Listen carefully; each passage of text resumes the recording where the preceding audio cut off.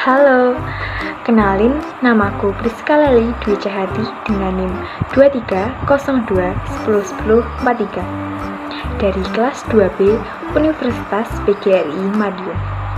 Di video kali ini aku akan ngejelasin tentang sejarah ejaan bahasa Indonesia, tentunya ada di negara Indonesia.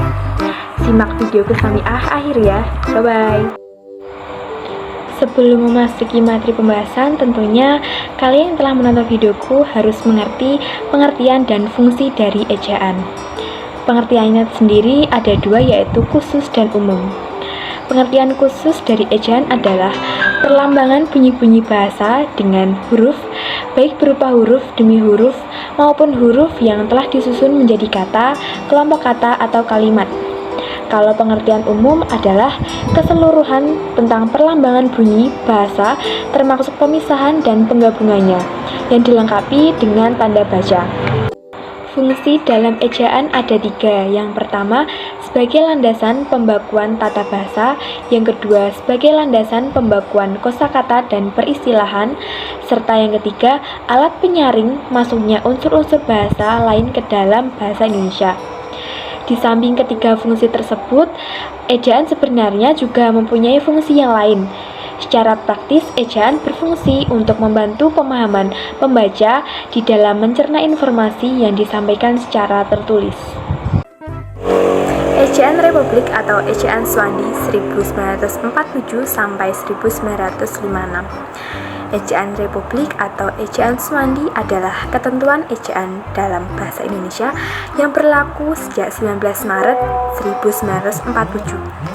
Ejaan ini biasa dikenal sebagai Ejaan Suwandi, Menteri Pendidikan dan Kebudayaan kala itu. Ejaan ini muncul karena dilatar belakangi adanya keinginan para cendekiawan dan budayawan Indonesia yang hadir dalam Kongres Bahasa Indonesia I.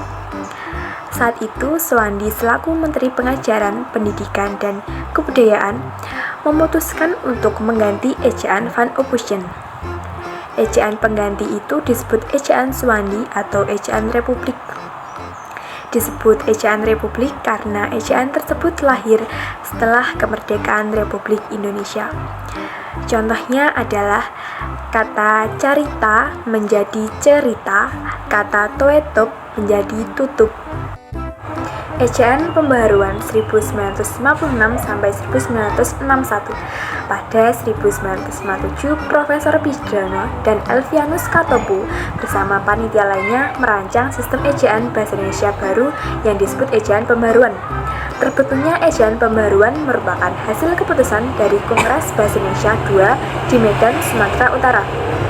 Salah satu ciri khas dari ejaan pembaharuan adalah disederhanakannya huruf-huruf yang berupa gabungan konsonan dengan huruf tunggal. Contohnya, kata santai, Y menjadi santai.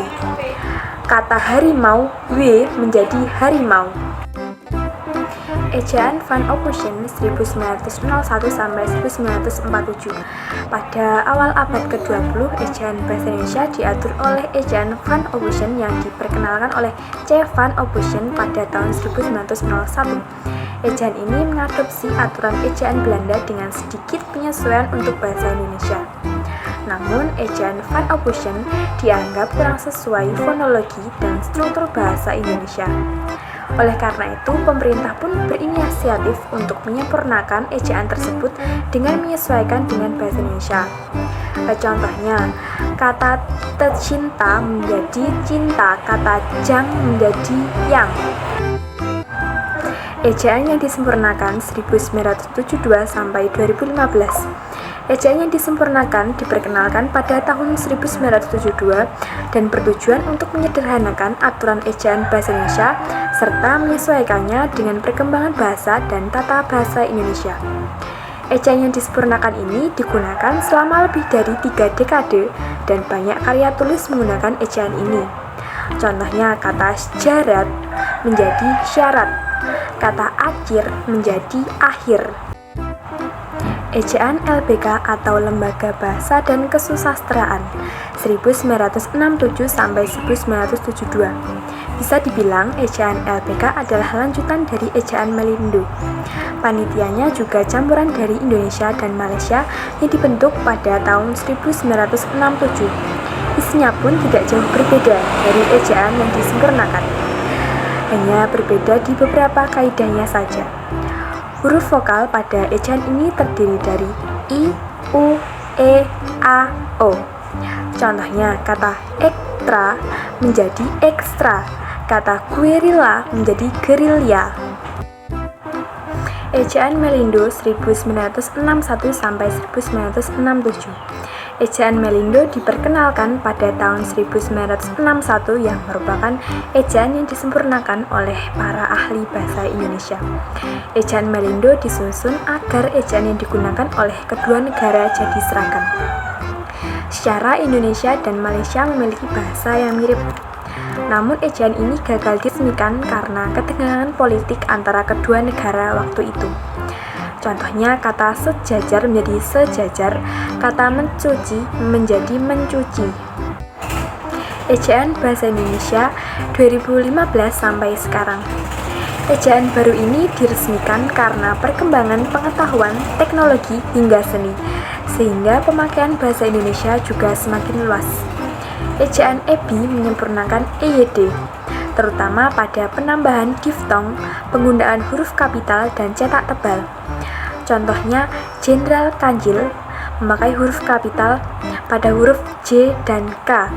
Yang kedua ada Dewa Pedang menggunakan huruf kapital pada huruf D dan P.